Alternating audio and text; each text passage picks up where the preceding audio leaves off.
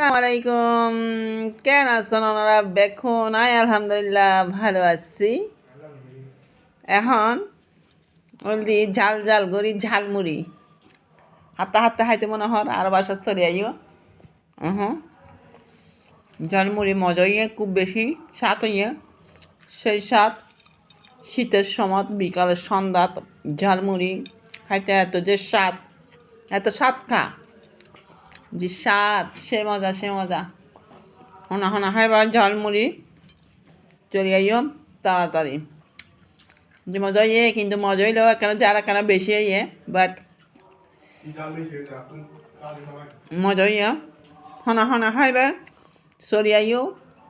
ঝাল বেশি হনা হনা ন কমেন্টসে জানাইবা কিন্তু এই কাঁচামরিচ বেশি ঝাল আর ঝালমুড়ি তো খাই দি ঝালের লাই ঝাল নইলে কি আর ঝালমুড়ির হনো মজা আছে না সেই স্বাদ হনা হনা ঝালমুড়ি খাইবা চলি আইও। Thank you so much.